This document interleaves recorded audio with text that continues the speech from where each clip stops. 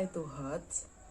Aspek HOTS, karakteristik HOTS, karakteristik instrumen penilaian HOTS, langkah-langkah penyusunan soal HOTS, strategi pengembangan pembelajaran HOTS, HOTS dalam matematika, serta manfaat dari HOTS. Assalamualaikum warahmatullahi wabarakatuh. Perkenalkan, nama saya Meliati Tata Nuryarti dari jurusan TMT IAIN Tulungagung.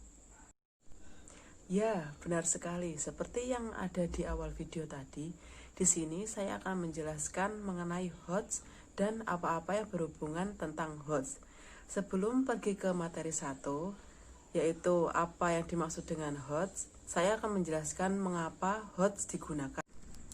Undang-Undang Nomor 20 Tahun 2013 tentang Sistem Pendidikan Nasional Pasal 57 menyatakan bahwa evaluasi dilakukan dalam rangka pengendalian mutu pendidikan.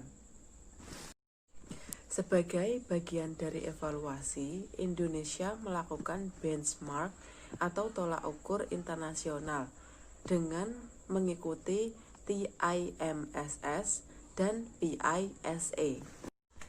TIMSS sendiri yaitu Trends in International Mathematics and Science Study, dan PISA yaitu Program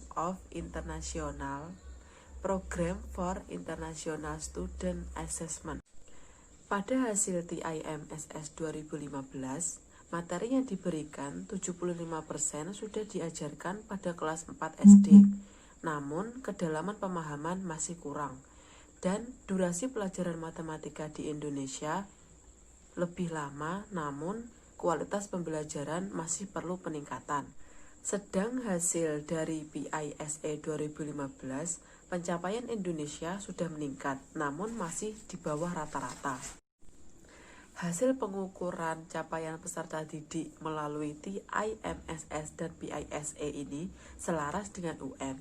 Dan pada UN 2018, pemerintah menerapkan HOTS dan menuai banyak sekali kritikan karena dinilai sulit. Hal ini menunjukkan bahwa peserta didik masih lemah dalam keterampilan berpikir tingkat tinggi, yaitu menalar, menganalisis, dan mengevaluasi. Oleh karena itu, Menteri Pendidikan berupaya untuk meningkatkan kualitas pembelajaran dengan mengembangkan penilaian berbasis HOTS. Di sini juga terdapat miskonsepsi tentang HOTS karena peserta didik kurang familiar apa sih itu HOTS. Apakah HOTS itu soal yang sulit? Mari kita ke materi pertama. Apa itu HOTS? Higher Order Thinking Skill. Ingat bahwa difficulty is not same as higher order thinking skill. HOTS merupakan kemampuan berpikir dan bukan soal yang sulit. Kita tidak akan berpikir HOTS itu sulit jika kita telah familiar dengan HOTS. Dan kita tidak akan berpikir jika HOTS itu sulit kalau kita telah mengenal lebih dalam tentang HOTS.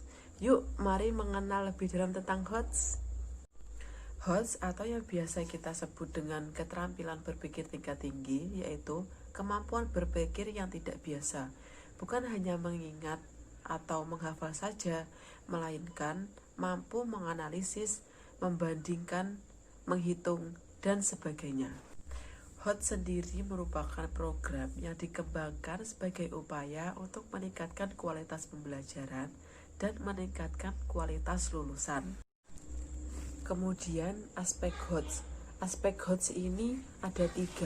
Yang pertama yaitu transfer of knowledge, mampu menerima materi dan menerapkannya di kehidupan sehari-hari, mengembangkan pengetahuan dan keterampilan ke dalam konteks baru, mampu menghubungkan pembelajaran dengan elemen lain.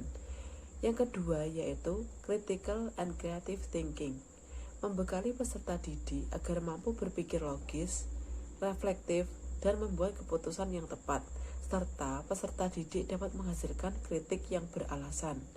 Kemudian yang nomor 3 yaitu problem solving, membekali peserta didik untuk dapat mengidentifikasi dan memecahkan masalah dalam permasalahan kehidupan sehari-hari atau kehidupan nyata. Karakteristik HOTS.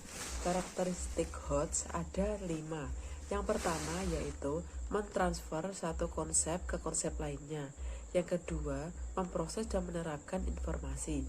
Yang ketiga, mencari kaitan dari berbagai informasi yang berbeda. Yang keempat, menggunakan informasi untuk menyelesaikan masalah. Dan yang kelima, menelaah ide dan informasi secara khusus. Materi selanjutnya yaitu karakteristik instrumen penilaian HOTS. Ada 5 juga. Yang pertama, mengukur kemampuan berpikir tingkat tinggi. Yang kedua, yaitu bersifat divergen. Yang ketiga, yaitu menggunakan multi representasi. Yang keempat, yaitu berbasis permasalahan kontekstual. Yang kelima, yaitu bentuk soal beragam. Langkah-langkah penyusunan HOTS. Yang pertama, menganalisis KD. Yang kedua, menyusun kisi-kisi soal. Yang ketiga, memilih stimulus yang tepat dan kontekstual. Yang keempat, menulis pertanyaan sesuai dengan kisi-kisi. Dan yang terakhir yaitu membuat kunci jawaban. Strategi pengembangan pembelajaran HOTS ini ada 3. Yang pertama yaitu menyiapkan kondisi lingkungan belajar yang mendukung terciptanya HOTS. Membangun jembatan penghubung antara LOTS atau Low Order Thinking Skill menuju ke HOTS. Yang terakhir yaitu menyiapkan situasi nyata yang dapat menstimulus HOTS. HOTS dalam matematika. HOTS menghilangkan banyak metode aritmatika standar, mengandalkan peserta didik untuk membangun cara mereka sendiri untuk menghitung rata-rata, melakukan perkalian, dan pembagian. Menggali pengetahuan awal untuk dikaitkan ke dalam konteks baru, membuat skema jejaring konsep materi matematika, menyiapkan pemodelan untuk sampai ke tahap HOTS. Materi yang terakhir yaitu manfaat atau pengaruh HOTS. Nah, sampai sini sudah paham bukan apa yang dimaksud dengan HOTS dan apa-apa yang berhubungan dengan HOTS? Jika masih belum bisa atau masih belum paham, yuk mari belajar lagi. Sekian dari saya, terima kasih. Wassalamualaikum warahmatullahi wabarakatuh.